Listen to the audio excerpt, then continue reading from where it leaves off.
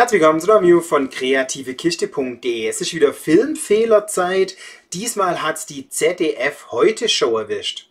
Ich muss dazu sagen, ich gucke die Heute-Show absolut gerne und die Larissa finde ich natürlich auch übermega klasse. Die Larissa verkauft hier also ihren eigenen Thermofix direkt aus Bangladesch und wird also gefragt, ob der denn auch sicher sei. Und wir hören uns ihre Antwort an. Ja, das mit dem Qualm, das ist nur, weil der keinen Schutzkontakt hat. Also, das mit dem Qualm ist nur, weil der keinen Schutzkontakt hat. Darum geht es mir aber gar nicht. Sie hat ihn bis jetzt noch nicht berührt und jetzt langt sie ihren Thermofix also an. Wenn der nass wird, dann... Genau, also jetzt sieht man also, sie kriegt einen Stromschlag. Umgangssprachlich auch eine gewischt oder eine gebatscht oder gescheuert. Und da liegt jetzt der Filmfehler drin. Allerdings, wenn wir ehrlich sind, ist das falsch. Denn sie hätte technisch in diesem Fall gar keinen Stromschlag bekommen dürfen. Hier hat die Heute-Show einen Fehler drin. Ich würde sagen, schlecht recherchiert. Schauen wir uns das Ganze mal an, warum das so ist. Bei Pixabay gab es leider keine Larissa, deswegen habe ich diese wunderschöne Dame genommen. Und diese wunderschöne Dame, die langt jetzt hier also diesen Thermofix an und bekommt einen Stromschlag. Jetzt müssen wir mal ganz kurz klären, wie es denn überhaupt zu einem Stromschlag kommen kann.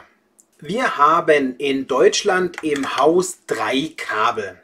Wir haben einmal den braunen, den blauen und den grün-gelben. Natürlich kann der braune auch schwarz sein.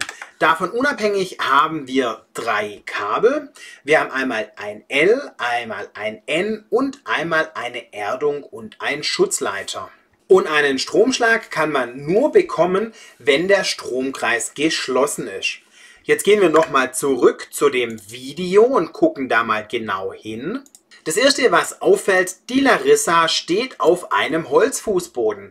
Jetzt wissen wir alle, dass ein Holzfußboden den Strom nicht leitet. Das zweite, was wir sehen, ihre rechte Hand ist in der Luft. Und das dritte, was wir sehen, sie berührt nur mit der linken Hand ihren Thermofix. Ich denke, ihr seht schon, worauf ich hinaus will.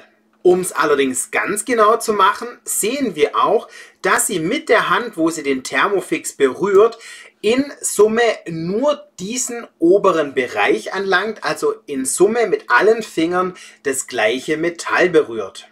Und auch sonst, wenn wir genau hinschauen, berührt sie in keinster Weise irgendwo etwas, was leitend ist. Also Kupfer, Metall, Gold, Silber, irgendetwas.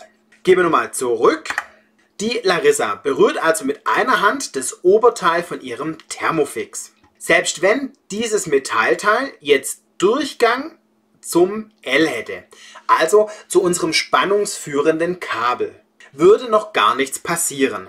Erst dann, wenn sie mit irgendeinem anderen Körperteil Kontakt zum N hätte.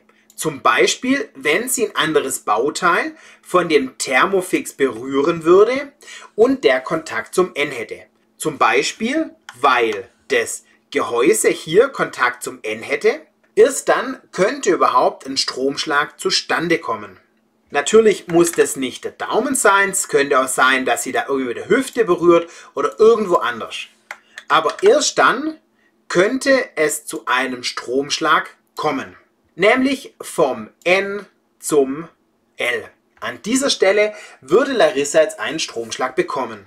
Aber, wie wir ganz offensichtlich sehen, berührt sie vollflächig ein gesamtes Metallgehäuse.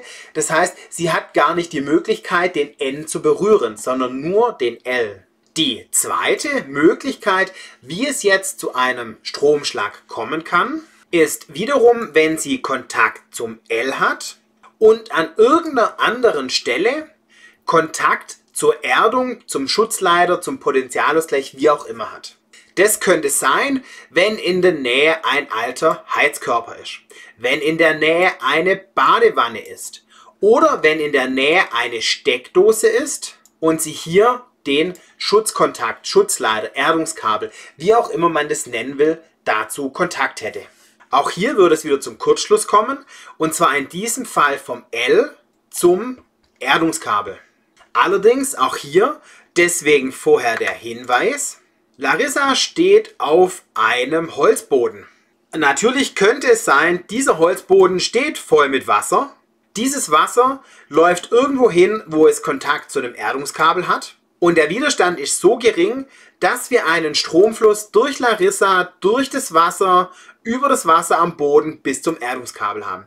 Will ich allerdings hier ausschließen, weil wir sehen weder Wasser noch irgendwas anderes. Und selbst wenn der Boden in irgendeiner Weise feucht wäre, dann hat sie immer noch Turnschuhe an und Turnschuhe isolieren relativ gut.